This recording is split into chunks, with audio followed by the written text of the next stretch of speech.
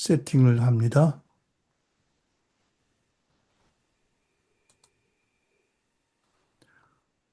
할렐루야. 오늘 전할 말씀의 제목은 교회의 목적과 성도의 목표입니다. 그리고 오늘의 본문은 골로새서 1장 24절로 29절 말씀입니다. 여러분 화면에 올려진 말씀을 함께 봉독하면서 말씀의 은혜와 능력과 진리가 우리 교회에 가득 채워지기를 기도합니다. 같이 봉독합니다. 이제 나는 여러분을 위해 받는 고난을 기뻐하며 그리스도의 남은 고난을 그분의 몸된 교회를 위해 내 육체에 채웁니다. 하나님의 말씀을 전파하기 위해 내게 주신 하나님의 경륜을 따라 내가 여러분들을 위해 교회의 일꾼이 됐습니다. 하나님의 말씀은 모든 시대와 세대에 감춰져 온 비밀이었는데 이제는 성도들에게 나타났습니다. 하나님께서는 이 비밀의 영광이 얼마나 풍성한지 성도들에게 알리고자 하셨습니다. 이 비밀은 여러분 안에 계시는 그리스도 곧 영광의 소망이십니다. 우리는 그리스도를 전파해서 모든 사람을 권하고 지혜를 다해 모든 사람을 가르칩니다. 이는 그리스도 안에서 모든 사람을 온전한 사람들로 세우기 위함입니다. 이 일을 위해 나도 내 안에서 능력으로 활동하시는 분의 역사를 따라 열심히 수고하고 있습니다. 아멘. 아멘. 오늘 본문으로 사도 바울께서는 성령께서는 사도 바울이 하시는 사역의 목적과 사역의 원리가 무엇인지를 명확히 알게 하셨습니다. 사도 바울이 사역하신 첫 번째 목적은 복음을 널리 전파하는 선교 사역이고 또 두 번째는 믿고 거듭난 신자들을 그리스도 안에서 온전한 사람으로 자라게 하는 두 가지였습니다. 그리고 이 두 가지 사역을 감당하기 위해서 전적으로 자기 안에서 활동하시는 주님의 역사를 따르고 사역했다라고 기록했습니다.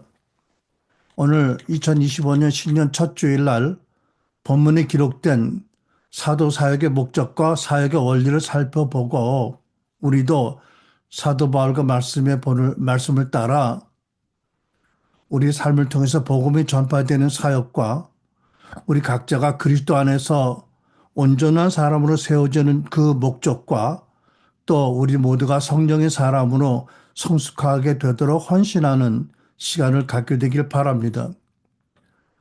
사도 바울은 첫째로 당신이 하신 사역이 하나님의 말씀 복음을 널리 증언하고 전파하는 것이라고 했습니다. 25절 하나님의 말씀을 전파하기 위해 내게 주신 하나님의 경륜을 따라 내가 여러분을 위해 교회 일꾼이 됐습니다. 그리고 사도행전 20장 20절 이렇게 말씀했지요. 내가 달려갈 길과 주 예수께 받은 사명 곧 하나님의 은혜의 복음을 증언하는 일을 마치려 하면은 나의 생명조차 조금 더 귀한 것으로 여기지 아니하노라. 목적을 위해서 사도 바울께서는 모두가 하는 결혼을 포기했고 당신의 인생과 생명을 온전히 하나님께 드렸습니다. 그리고 24절로 여러분 교회를 위해 받는 고난을 기뻐한다고 말씀했습니다. 복음을 전파하면서 당하는 많은 고난이 있고 또 교회를 섬기는 사역을 하면서 많은 오해와 비방을 받았지만 그것으로 낙심하지 않고 오히려 기쁨으로 여겼고 그 많은 고난을 극복하면서 복음의 역사와 신자들의 성장을 이루게 했습니다. 이것이 사도 바울께서 내가 여러분을 위해서 교회 일꾼이 됐습니다라고 고백하는 내용이 있지요. 여러분, 하나님의 종은 복음을 전하고 말씀을 가르침으로 하나님과 교회를 섬기는 사역자입니다. 종입니다. 그리고 교회로 모인 신자들을 그리스도 안에 온전한 사람으로 세우는 사명을 받은 사역자입니다. 이 두 가지 목적을 지나쳐 나가면 하나님이 아니라 자기 자신을 섬기게 되는 죄의 유혹에 빠지게 쉽게 됩니다. 뿐만 아니라 사도 바울은 본인이 평생 일생을 들여 복음을 전파했을 뿐만 아니라 교회에 모인 신자들로 하여금 역시 복음을 증거하는 사역에 적극 동참하도록 가르치고 훈련했고 권면했습니다. 디모데후서 1장 9절. 그러므로 너는 내가 우리 주를 증언함과 또 주를 위하여 갇힌 자 된 나를 부끄러워하지 말고 오직 하나님의 능력을 따라 복음과 함께 권한을 받으라고 말씀했습니다. 디모데후서 4장 2절에 너는 말씀을 전파하라 때를 얻든지 못 얻든지 항상 힘쓰라고 했습니다. 오늘 우리 이 자리에서 인간적인 큰 슬픔을 가지고 함께한 우리 권사님도 감사하게도 때를 얻든지 못 얻든지 항상 힘쓰라는 말씀에 따라서 마지막 기회를 잃지 않고 그리스도의 복음을 전하고 그 영혼을 주께로 인도하는 놀라운 일에 큰 은혜를 입은 것으로 인해서 감사를 드립니다. 사도의 두 번째 사역의 목적은 그리스도 안에서 신자들을 온전한 사람으로 세우는 것이었습니다. 28절 우리는 그리스도를 전파해서 가로 열고 구원받은 가로 닫고 모든 사람을 권하고 지혜를 다해 모든 사람을 가르칩니다. 이는 그리스도 안에서 모든 사람을 온전한 사람들로 세우기 위함입니다라고 썼습니다. 사도 바울은 복음을 전파하고 그 복음을 듣고 믿고 거듭난 신자들이 그리스도 안에 온전한 사람들이 되도록 하는 일에 헌신했습니다. 신자들을 많이 모으는 것이 목적이 아니라 모인 교회 신자들이 복음과 성령으로 변화되고 예수를 닮는 온전한 사람 되게 하는 것이 그의 두 번째 사역의 목적이었습니다.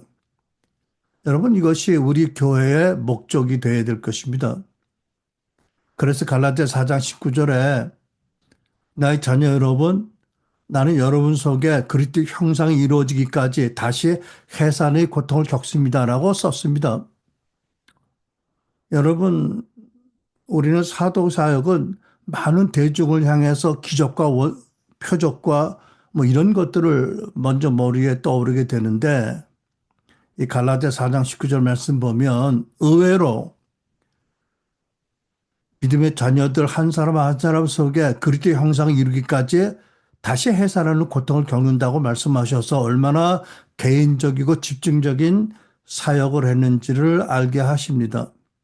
여러분 우리는 우리 속에 신자 속에 그리스도의 형상이 이루어지는 것을 성화라는 신학적 용어로 말합니다.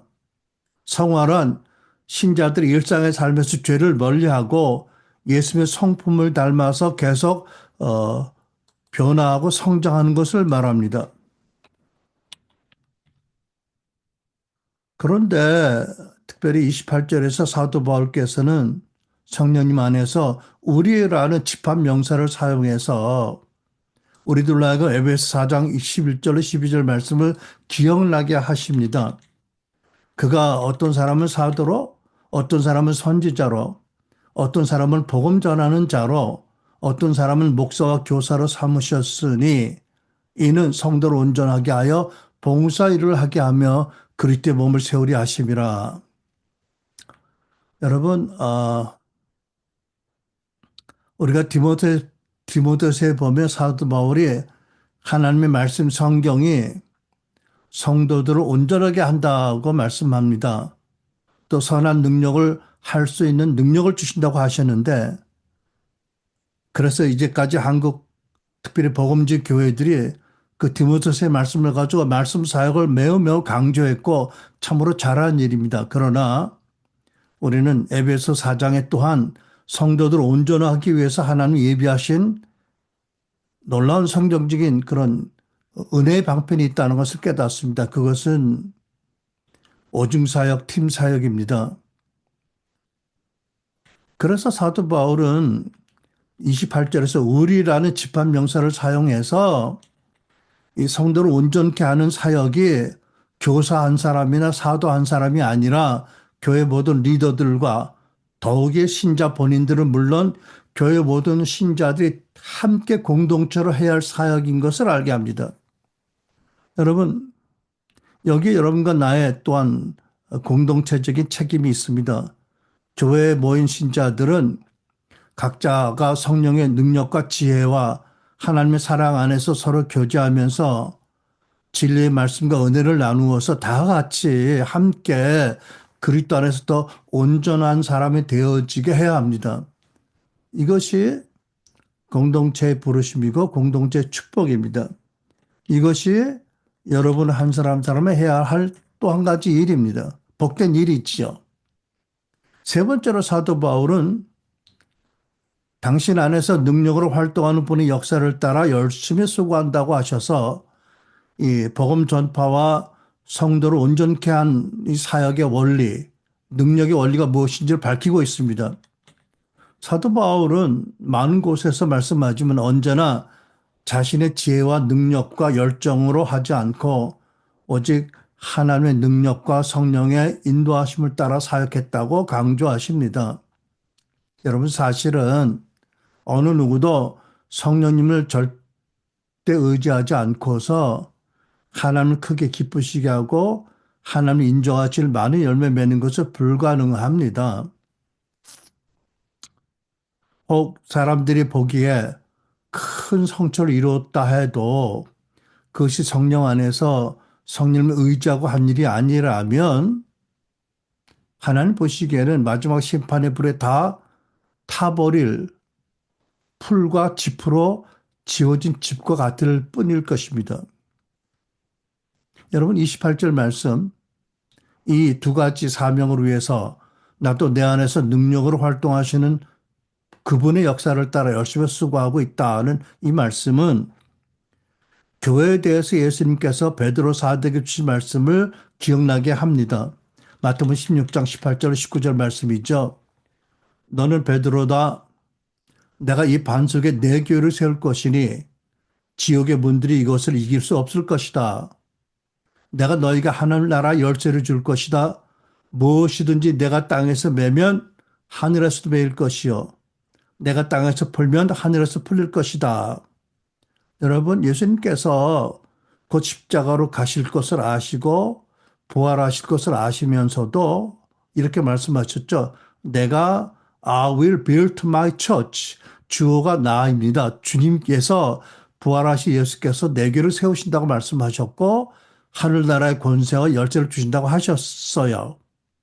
그래서 교회가 주님의 세우심을 따라 세워진다면 지옥의 문들을 깨뜨릴 것이고 무엇인지 묻고 풀 권세가 있다고 말씀하셨는데 이 말씀을 살펴보면서 저는 오늘도 우리가 극단적인 분열과 적개심과 혼란에 빠진 한국의 현 상황을 보면서 그 원인이 누구보다도 교회가 예수께서 베드로 사도에게 주신 이 말씀을 믿지 않고 따르지 않고 그래서 능력 있는 교회가 되지 못해서 세상의 빛과 소금이 되지 못하게 했기 때문이라고 생각이 됩니다. 물론 많은 교회가 복음을 전하고 가르쳤겠지만 복음의 정신과 성령의 능력을 구하며 하지 않았습니다. 아는 것 같습니다. 말씀과 성령을 통해서 임하는 하나님의 통치를 구하고 하나님의 다스림 앞에 무릎 꿇지 않고 자력주의에 빠져서 번영신학에 빠져서 세상과 다르지 않게 많은 권세와 많은 물질을 자랑했기 때문에 많은 사람들이 교회를 외면하게 되고 교회가 하게 된 것이 아닌가 싶습니다. 부활하신 예수님께서 당신이 몸된 교회를 친히 당신의 뜻대로 세우시겠다, 다스리시겠다라고 하셨는데 사도 바울처럼 교회 안에서 역사하시는 분이 역사를 따라 두렵고 떨며 교만하게 따르지 않고 자력주의로 했기 때문에 오늘날 교회 모습이 이렇게 된 것이 아닌가라는 것을 생각하지 않을 수 없게 되네요. 제가 LA에서 사역할 때 어느 규모가 큰 한국교회 예배에 참석한 적이 있는데 목사님이 이렇게 얘기해서 깜짝 놀랐어요. 저는 한 300명 목회할 능력밖에 없는 사람인데 하나님께서 3,000명 목회하도록 은혜를 주셔서 너무 감사하다고. 그래서 제가 저분 감사가 좀 틀렸다라고 생각했어요. 본인이 300명 목회할 능력이 있다고? 그 능력은 누가 주셨는데? 그걸 자신의 능력이라고 착각하나? 뭐 아니겠지요. 나 혼자 뭐 의심한 거겠지만 놀랐어요. 자력주의가 이렇게 깊구나. 그리고 하나님 은혜로 모아주신 성도를 그리스도 안에 성숙하고 온전한 사람으로 세우려고 하는 노력을 기울이는 대신에 많은 숫자로 자라가는 것이 참 안타깝다라고 여겼습니다. 여러분, 여러분들 잘 모르시지만 오늘날 사실 많은 젊은 목회자들이 여전히 육신적인 성향이 강한 장로님들의 여러 가지 제어를 받으면서 얼마나 갈등하는지 모릅니다. 또 얼마나 많은 서히 성장하는 교회들이 필요 이상의 큰 건물을 자랑하면서 성도들의 귀한 헌금을 비싼 은행 이자로 갖다 바치고 있습니다. 여러분, 큰 건물과 많은 스태프들을 유지하기 위해서 계속 교회가 양적으로 성장을 해야 되는데 성도들을 그리스도 안에 온전한 사람 만들기 이전에 계속 새로운 성도들이 들어와야 장로님들이 기뻐하고 성도들도 기뻐하고 성공한 목회자라는 말을 듣는데 그런 영적인 분위기에 휩쓸린 설교자가 어떻게 신자들이 지는 죄를 책망할 수 있으며 영적인 게으름을 책망할 수 있으며 회개를 선포할 수 있으며 어떻게 변화되고 성화되어서 그리스도 안에 온전한 사람이 되도록 구체적으로 권면하고 가르칠 수 있겠나? 그러면서 주님이 주신 묶어푸는 권세를 어떻게 흑암의 권세와 싸워서 승리할 수 있겠나? 저라도 그런 교회 구조와 분위 속에 들어간다면 그분들과 별로 다르게 하지 못할 것 같습니다. 안타깝지요. 안타깝습니다. 이 거대한 흐름을 어떻게 바꿔야 될지.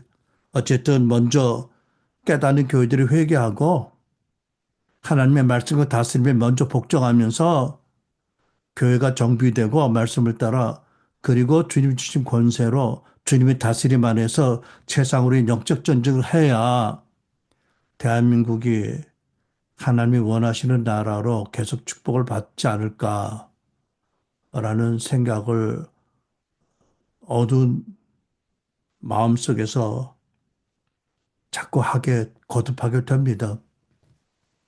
여러분, 두 번째로 우리가 명심할 것은 하나님의 우리에 대한 뜻은 무엇이죠? 그것은 말씀 안에서 사도 바울을 본받는 것입니다. 고린도서 11장 1절. 내가 그리스도를 본받는 것처럼 여러분은 나를 본받는 사람들이 되십시오라고 했습니다. 여러분 여기 특별히 그리스도라는 단어를 쓴 것을 유의하시기 바랍니다. 기름 부음 받은 메시아입니다. 그분이 하나님의 아들이고 그분이 하나님이시지만 본성이 그분이 당신을 비우고 이 땅에 오셔서 우리와 같이 오셨고 우리와 똑같은 사람으로 오셨고 오직 성령을 안에서 메시아 사역을 감당하셨다. 나는 우리와 똑같은 사람으로 오신 메시아 그리고 성령으로 기름 받은 그리스도를 본받는 것처럼 여러분도 나를 본받은 자가 되라고 사도 바울을 통해서 하나님 말씀하십니다. 그러니까 첫째로 우리가 어떤 직업을 가지고 살든지 여러분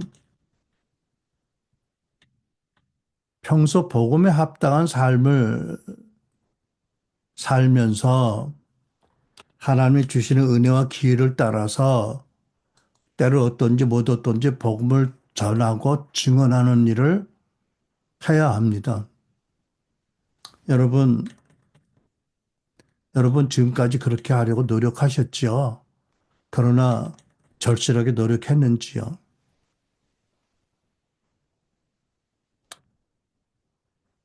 요즘 우리 교회에 하나님이 주신 소원이 다 찼는지 차서 연로하신 어른도 계시고 또 사고로 말미암아 아직도 젊은데 요단강을 건널 준비를 하는 형제도 있는데 평소 어떻게 살았는지 잘 모르지만 예수의 복음을 믿지 않으면 누구도 영원한 천국에 못 갑니다. 영원한 저주의 형벌에 빠질 수밖에 없습니다. 자기가 지은 죄를 자기가 다 영원히 책임져야 하기 때문에. 그래서 우리가 정말로 하나님 주시는 은혜와 기회를 따라 복음을 전하고 영혼을 구원해야 합니다. 물론 복음을 전하려면 현실적으로 따돌림을 받을 수도 있고 고난을 피할 수 없는 것이 현실입니다. 그러나 그러지 아니하면 각자가 지은 죄를 영원히 각자가 책임져야 되기 때문에 그것이 하나님이 원하는 뜻이 아니기 때문에 우리는 고난을 당하더라도 복음을 전하는 일에 헌신해야 됩니다. 여러분, 그러려면 우리가 먼저 복음에 합당한 삶을 살고, 아니, 복음으로 인한 구원의 기쁨에 감격에 가득한 삶을 살아야 되겠지요. 그렇지 않고 이렇게 명백히 말씀에 기록된 하나님의 뜻을 우리 개인에 대한 교회에 대한 뜻을 오래 외면하면서 소위 보네포 목사님이 말씀하신 값싼 은혜만을 추구한다면 엄청난 은혜를 받은 자의 책임을 다하지 않고 값싼 은혜만 추구한다면 과연 우리의 삶과 우리 기도에 하나님의 권능이 나타나는 것을 기대하는 게 과연 합당한 일일까 생각해 봅니다. 그러니까 여러분 우리가 복음을 증언하려고 한다면 먼저 우리 마음에 복음에 대한 확신, 확실한 이해, 확신, 죄사함의 감격, 구원의 기쁨이 있어야 합니다. 이것 없이 때로 어떤지 못 어떤지 복음 전할 수는 없는 거지요. 여러분, 여러분은 예수 그리스도의 은혜의 복음의 핵심을 알고 계시지요? 십자가의 복음의 트리플 메시지를 여러분 아시지요? 가슴에 새기고 있지요? 그래서 감사하고 감격하고 있지요? 고난 가운데 영원한 생명을 바라보고 기뻐하지요? 하나님의 사랑받는 딸과 아들 된 것으로 인해서 현실의 고난을 넉넉히 이기는 자로 살아가고 계시지요? 십자가의 트리플 메시지의 첫째, 십자가는 하나님께서 극도로 타락한 죄인이 우리를 대신해서 거룩하고 영원한 당신의 아들을 십자가에 보내시지 않으면 달리는 우리가 구원받을 방도가 없기 때문에 아들을 보내셨다. 우리가 그렇게 추악하고 다른 방도로 구원받지 못할 타락한 존재였음을 알게 합니다. 첫 번째 메시지. 두 번째 메시지. 십자가는 우리가 그렇게 부패하고 타락했음에도 불구하고 마치 집을 나간 탕자를 기다리는 아버지 같이 우리 대신 거룩한 당신의 아들을 십자가로 보내실 만큼 하나님의 죄인인 우리를 사랑하신다. 라는 메시지를 우리에게 알게 합니다. 세 번째, 십자가는 우리를 대신해서 죽으시고 부활하신 하나님의 영원하신 아들, 그리고 그 나라의 왕, 우리 왕이신 예수를 믿는 신자가 각자가 자기 십자가를 지고 자기의 육신을 부인하고 예수님을 따라할 것을 알게 합니다. 여러분, 이 십자가 트리플 메시지를 마음에 품고 구원을 기뻐하고 감사하면서 복음에 합당한 삶을 살 때에 기회를 얻든지 못 얻든지 성령 안에서 복음을 증언할 준비가 되는 것입니다. 고린도서 10장 31절 33절 여러분은 먹든지 마시든지 무엇을 행하든지 모든 것을 하나님 영광으로 위해 하십시오. 왜? 나 같은 죄인을 위해서 하나님은 당신의 아들의 십자가를 보내셨어요. 우리 죄를 그 아들 대신 다 감당하게 하셔서 나를 성령 안에 하나님의 아들 삼으셨어요. 그러니까 내가 먹든지 운전하든지 마시든지 무엇을 하든지 항상 하나님을 인정해드리고 감사함으로 영광을 돌립니다. 이게 구원의 삶의 모습이죠. 32절 여러분은 유대인에게든지 그리스인에게든지 하나님 교회에든지 걸려 넘어지게 하는 사람이 되지 마십시오. 이렇게 구원을 받았다면 안 믿는 사람도 믿는 사람은 물론 교회에서 남들에게 걸림이 돼서는 안 될 것입니다. 그럴 수 없죠. 나가서 모든 일에 모두를 기쁘게 하여 자신의 유익을 구하지 않고 많은 사람의 유익을 구하십시오. 이는 그들로 구원을 받게 하려는 것입니다. 이것이 엄청난 십자가의 은혜로 구원받은 성도의 마땅한 삶의 태도가 아니겠어요, 여러분? 불평하고 원망하고 남들을 판단하고 교회에서 불평불만하고 그래서 남들이 걸리게 되는 사람이 돼야 되겠습니까? 아니요. 이 땅에서 좀 손해를 보더라도 남들에게 유익을 주어서 결국 그들이 그리스도의 복음을 받아들이도록 하는 것이 우리 삶의 모습이어야 된다는 것이죠.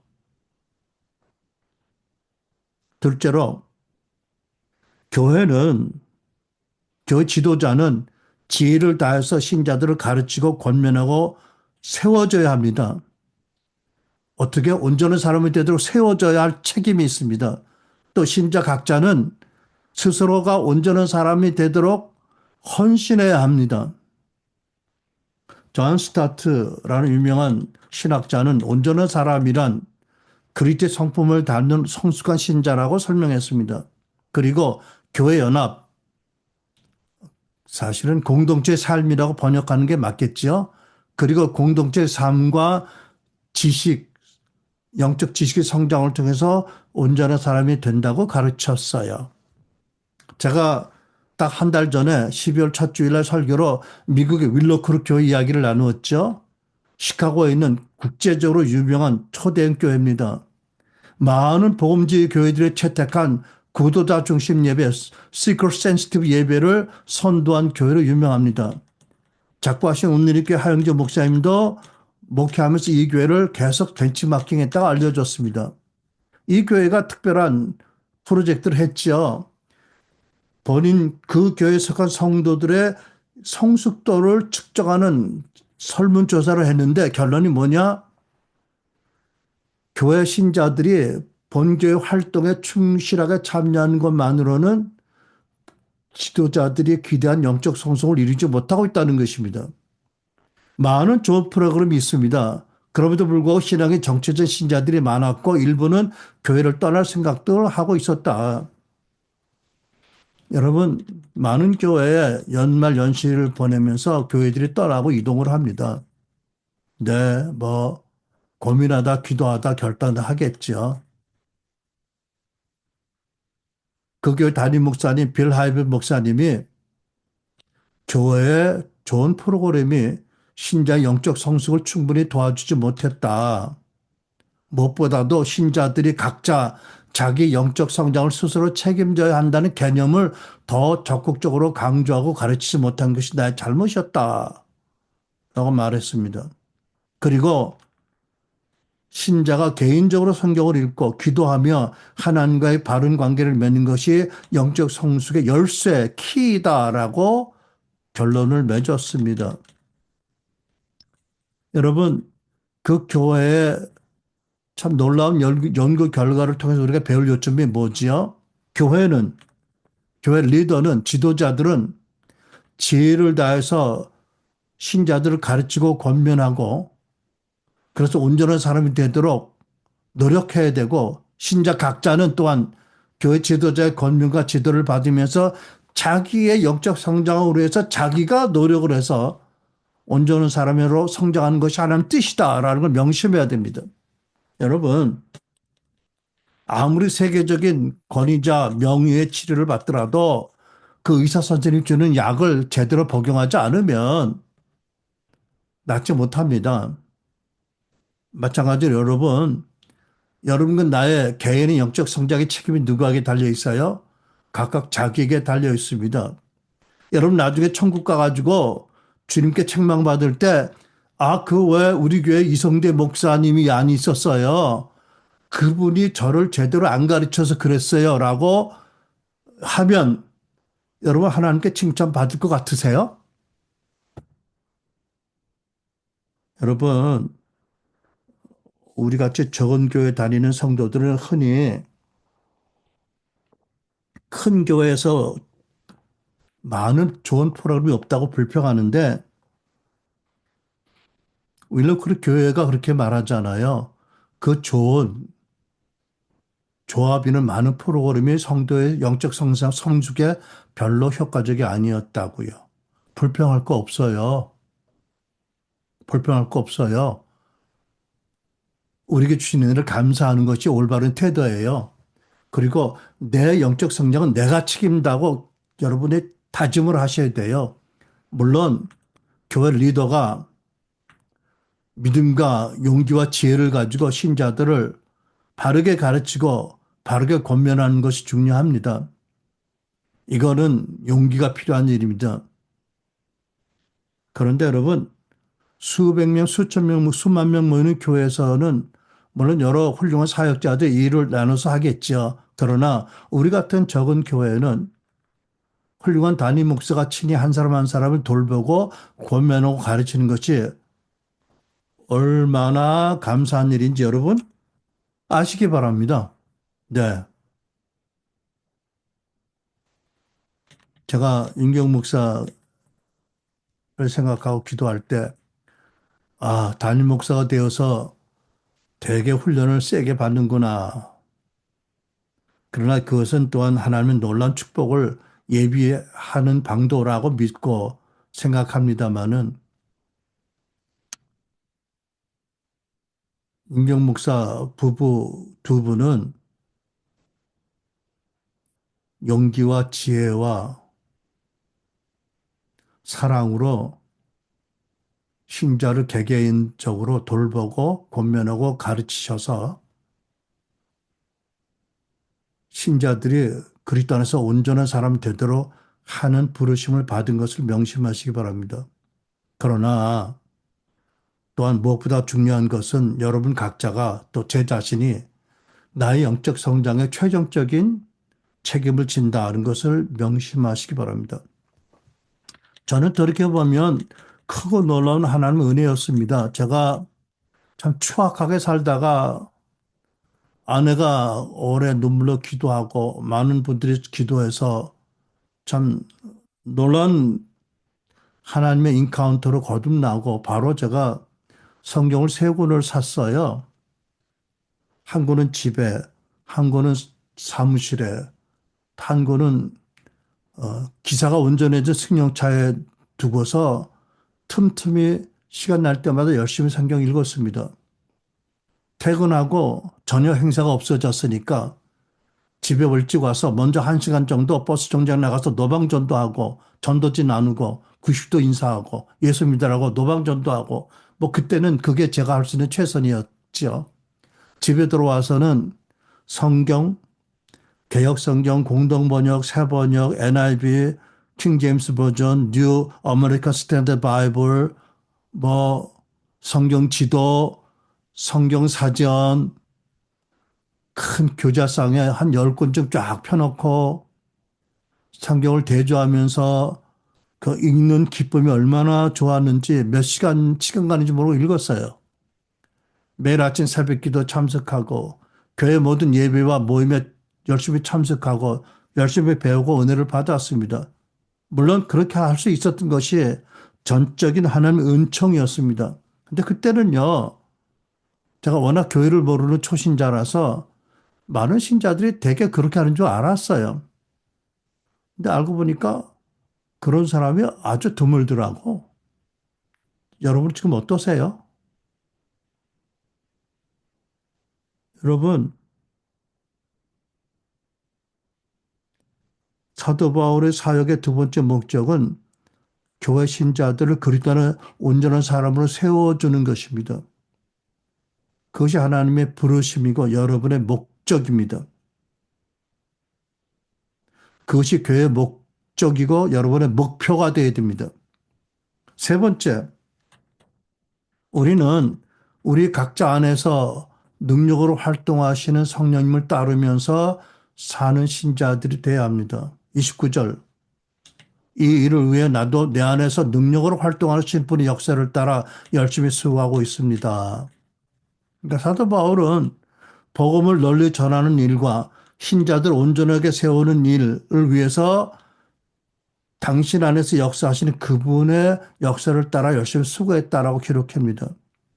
여러분 29절에 사도 바울 안에서 능력으로 활동하신 분이 좀 더 세밀하게 그분에서 성령님이신지 아니면 부활하신 그리스도신지에 대해서는 제가 조사해 보니까 신학자들의 의견이 일치하지 않더라고요. 어떤 분들은 성령님이라고 가르치고 어떤 분들은 부활하신 그리스도라고 주장합니다.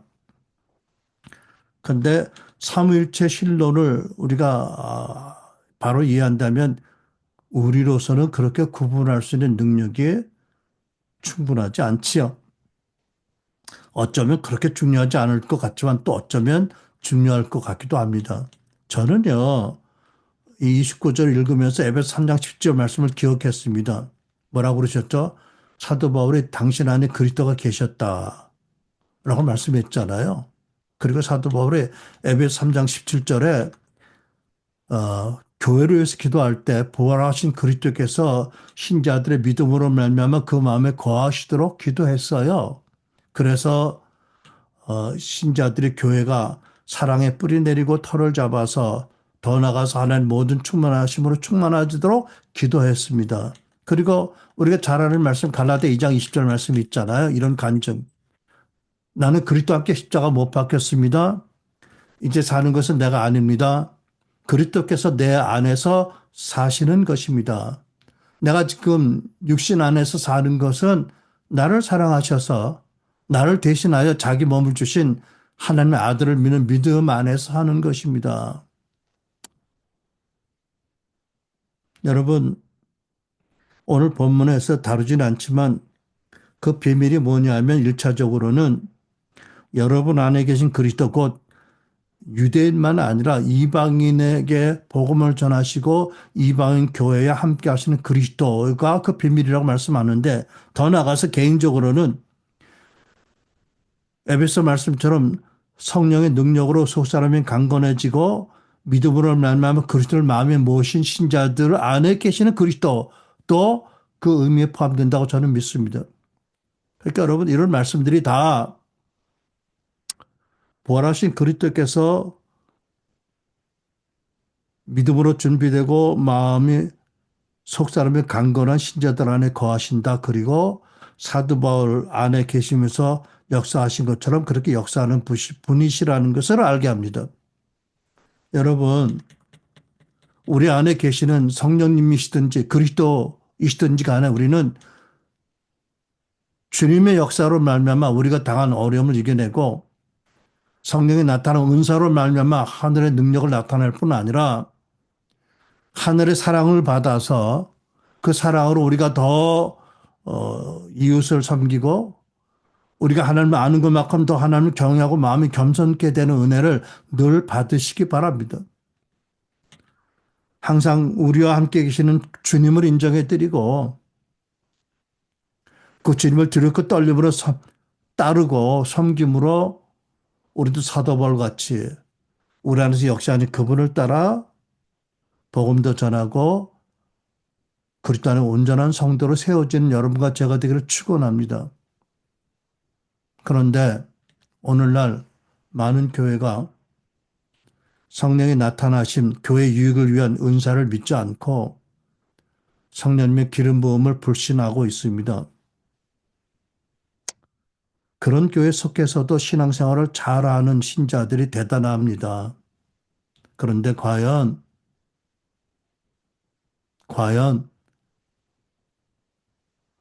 복음을 전하는 일은 잘 하시겠지만 그리스도 안에서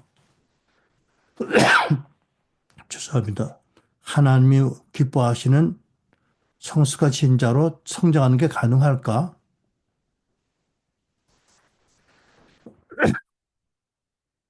그래서 그리스도 안에 영적인 아이들로 육신적인 신자로 남아있는 게 아닐까? 심히 걱정이 됩니다. 그러나 막말로 내 코가 석자라고 우리 교회를 돌보는 일도 저는 은퇴했지만 세우신 두 분이 너무 은혜가 필요하지요. 그러니까 여러분 우리 교회는 그렇지 않다는 이유로 헛된 자부심을 가지면 안 됩니다. 우리부터 더 복음 전대 헌신하고 각자가 그리스도 안에 성숙한 사람이 되어지는 데 일에 더 헌신해서 변화되면서 한국교회에서 기도해야 할 것입니다. 저는 여러분 오늘 이렇게 느낍니다. 여러분이 그동안에 여러분의 개인에 대한 하나님 뜻을 어떻게 알고 어떻게 믿고 어떻게 살았든지 간에 지금까지 여러분들의 헌신과 또 모든 예배를 하나님이 너그럽고 기쁘게 받아 축복하신 것을 믿습니다. 돌이켜보면 저도 우리 교회에서 은퇴하기 불과 한 1년 전까지만 해도 교회 목적에 대해서 사명에 대해서 지상대명령을 가장 강조했습니다. 지금 돌이켜보면 물론 성경적인 강조였지만 신자의 사역적인 책무를 강조한 거지만 상대적으로 영적인 성숙, 인격적인 성장, 윤리적인 도덕적인 성숙을 충분히 그래서 온전한 사람들을 세우는 일을 강조하지 못했다는 생각을 갖게 되었습니다. 특별히 본문 28절 언제부터 내 마음에 그리스도 안에서 모든 사람을 온전한 사람들을 세우기 위한 것이 사도의 사역의 목적이었다면 나의 사역의 목적이었는데 내가 과연 그렇게 했는가를 돌이켜보면서 조금 달리 생각을 하게 되었습니다. 그래서 오늘 새 2025년 첫 주일 예배로 모인 우리 모두에게 하나님께서 부족한 종의 설교를 준비케 하셔서 새롭고 분명하게 우리 각자의 목적이 무엇인지를 명확하게 다시 말씀하고 계신다고 저는 믿습니다. 그것은 뭐지요? 복음에 합당한 삶을 살면서 복음을 증언하고 전도하는 일이고 또 각각 자기 인생의 책임을 지고 그리스도 안에 성숙한 사람이 되어지는 것이고 성령 안에서 민감한 사람이 되도록 성장하는 것이다 라고 믿습니다. 여러분 성경을 보면 육에 속한 자, 육신에 속한 자, 영에 속한 자라는 구분이 나옵니다. 육에 속한 자는 비신자, 거듭나지 않은 자연인입니다. 성령을 받고 거듭나지 못한 자연인, 거듭나기 이전의 사람입니다. 결코 성령의 일을 이해하거나 받아들이지 못합니다. 영적인 진리를 어리석게 여기고 모멸하고 영적으로 분별할 수 없습니다. 고린도서 2장 14절 육에 속한 사람은 하나님의 성령의 일들을 받지 아니하나니 이는 그것들이 그에게는 어리석게 보이며 또 그것들을 알 수도 없나니 그러한 일은 영적으로 성령으로야 분별되기 때문이다. 현재 우리 교회에 모이는 회중 가운데 육에 속한 자는 한 분도 없는 것으로 믿습니다. 다 십자가의 복음을 은혜의 복을 믿고 거듭나셨죠. 그러면 두 번째 단계는 육신에 속한 자입니다. 근데 다른 말로 그리스도 안의 어린아이입니다. 육신에 속한 자란 거듭난 신자이지만 영적으로 미성숙해서 여전히 육신적으로 살고 세상의 영향을 많이 받는 어린 신자들입니다. 특별히 시기와 분쟁 같은 육신의 행위를 거듭하고 성숙한 신앙생활을 하지 못하는 신자들입니다. 고린도서 3장 1절로 3절 형제들아 내가 신령한 자들을 대함과 같이 신령한 자는 곧 이따 설명하겠습니다. 너에게 말할 수 없어서 육신에 속한 자 곧 그리스도 안에서 어린아이들 같이 대함같이 하노라. 너희가 아직도 육신에 속한 자로다.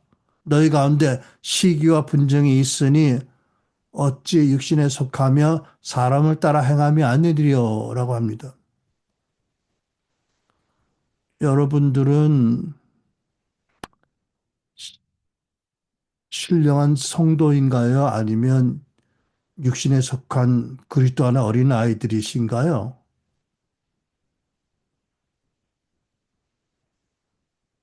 사도 바울의 이 고린도서를 읽어보면 고린도 교회는 이랬습니다. 요즘 교회로 비하면 대단히 특별하고 탁월한 교회같이 보입니다. 고린도서 1장 5절로 7절 여러분 고린도 교회 성도 여러분은 그리스도 안에서 살면서 거듭나서 그리스도 안에 살고 있어요. 모든 면에서 곧 온갖 언변과 온갖 지식에 풍족하게 되었습니다. 그리스도에 관하여 증언한 복음이 여러분 가운데 이렇게도 튼튼하게 자리 잡았습니다. 그러므로 여러분은 어떠한 은혜의 선물에도 은사에도 부족함이 없이 또 우리 주 예수 그리스도의 나타나심을 재림을 기다리고 있습니다. 뭐 대단한 교회 아닙니까? 말씀과 지식이 풍성했고 그리스도를 가르치는 말씀에 튼튼한 기초가 있었고 성령의 나타나심이 신령한 은사가 부족이 없었고 또 주의 재림을 대망하는 교회. 그런데 안타깝게도 그 교회 안에 시기와 분쟁이 있어서 주님께서 사도 바울을 통해서 너희는 육신적인 자들이다. 그리스도는 어린아이라고 책망을 하십니다. 그렇다면 여러분 잘 아십시오. 오늘날에도 은사와 능력이 뛰어나고 성령 지식이 많고 말씀을 잘 가르치지만 그럼에도 불구하고 영적인 어린아이 수준에 있는 사역자들이 있을 수 있는 것을 알고 여러분 잘 분별하셔야 됩니다. 물론 그런 분들의 가르침은 잘 듣고 또 그분들에게서 나타난 은사를 인정하더라도 분별을 잘할 필요가 많이 있습니다. 여러분 안타깝게도 한참 성장할 나이에 성장이 중단되는 참 치명적인 질병이 있습니다. 뭐 저신장증이나 성장 호르몬 결핍증이 문제가 되는데 여러분 한참 성장해야 될 나이에 아이가 성장이 중단된다면 얼마나 마음 아픈 일인가요? 그런 자녀를 둔 부모의 마음은 얼마나 매일매일 천근만근 무겁고 안타깝고 고통스러울까요? 그런데 십자가로 나타난 하나님의 사랑과 은혜로 구원받은 신자가 10년, 20년, 30년 넘게 신앙생활하면서도 아직도 육에 속한 자와 같이 육신에 속한 자와 같이 산다면 성장하지 못하고 있다면 그런 믿음의 자녀를 바라보시는 아버지의 마음은 어떠하실까요? 여러분. 세 번째, 영에 속한 자, 신령한 자가 있습니다. 영에 속한 자는 성령으로 거듭나고 성령으로 영적인 진리를 바르게 이해를 하고 성령 인도하심을 따라 살아가는 성숙한 신자라고 설명할 수 있습니다. 이런 분들은 모든 것을 말씀으로 영으로 진리를 따라 분별하며 그리스도의 마음을 가지고 삽니다. 고린도서 2장 15절 16절 신령한 자는 모든 것을 판단하나 자기는 아무에게도 판단을 받지 아니하느니라. 누가 주의 마음을 알아서 주를 가르치게 하느냐? 그러나 우리가 그리스도의 마음을 가졌다고 하셨습니다. 여러분, 우리가 29절 말씀처럼 뭐 전도하고 또 그리스도 안에 온전한 사람이 되기 위해서 성령님을 잘 따라야 합니다. 우리 안에 능력으로 활동하셔 성령님을 경외하고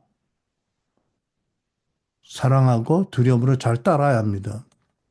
그러니까 성령의 인도하심을 잘 분별하고 순종해야 됩니다. 로마서 8장 14절 무릇 하나님의 영으로 인도함 받는 사람은 그 하나님의 아들이라고 말씀합니다. 요즘 한국에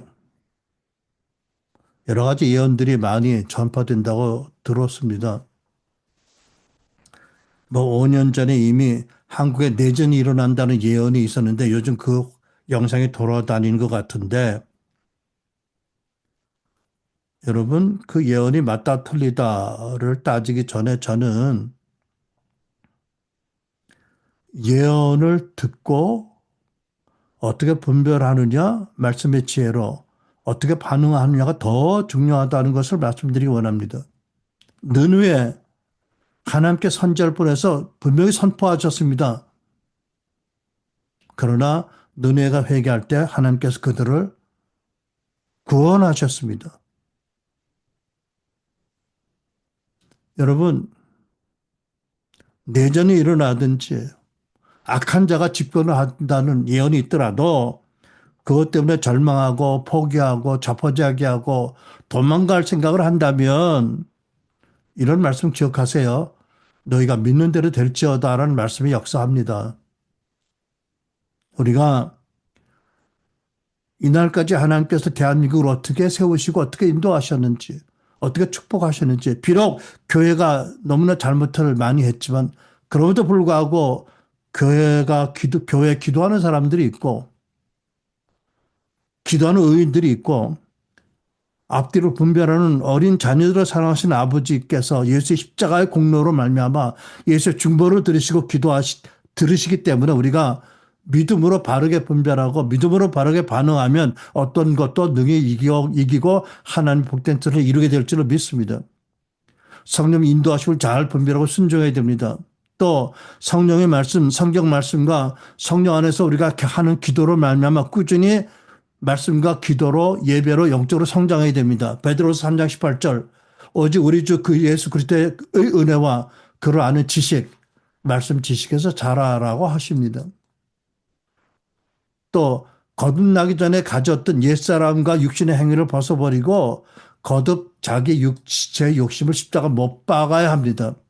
갈라디아 5장 16절 17절 내가 이르노니 너희는 성령을 따라 행하라.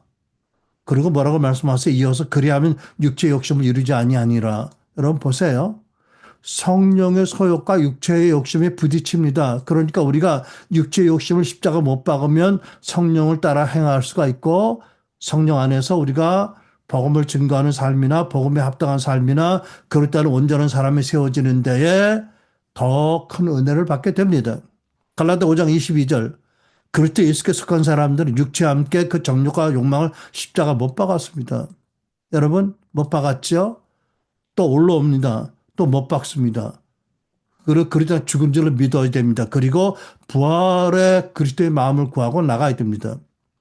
여러분 이렇게 하면서 여러분 올해 첫 주일이기 때문에 늘 하지만 우리 각자가 이 말씀을 아멘으로 받는다면 내 삶의 목적을 바로 정하고 그 목적을 위해서 우리의 삶의 방식 또 우리 어떤 가치관의 조정 살아가는 시간의 배분의 우선순위를 바꿀 필요가 있습니다.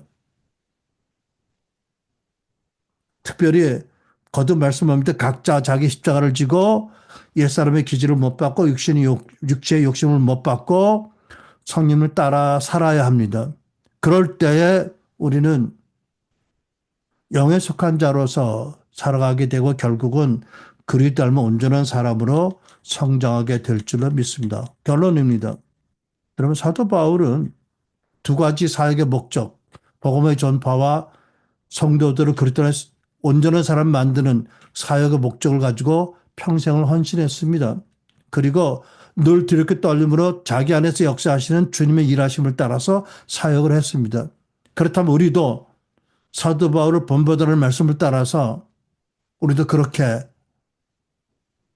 우리 주변에 믿지 않는 사람들에게 복음을 전하는 일과 놀라운 은혜로 구원받고 많은 은혜를 베푸시는 하나님 안에서 그리스도 안에서 온전한 사람이 되어지는 것을 우리의 생의 목적으로 삼고 더 이상 게으름 부리지 말고 교회 탓을 하지 말고 환경 탓을 하지 말고 그래서 우리가 그 목적을 향해서 성령 안에서 나아가는 여러분의 되시길 축복합니다. 그렇게 될 때에 우리를 통해서 한두 귀한 청년들이 구원을 받게 되고 하나님 나라가 먼저 우리의 심령 안에 임하게 되고 또 우리의 삶을 통해서 사역을 확장되어서 정말 하나님 영광이 이 땅에 크게 임하는 그런 날들을 바라볼 수 있는 우리가 될 것을 믿습니다. 기도하시겠습니다. 아멘. 기도하겠습니다.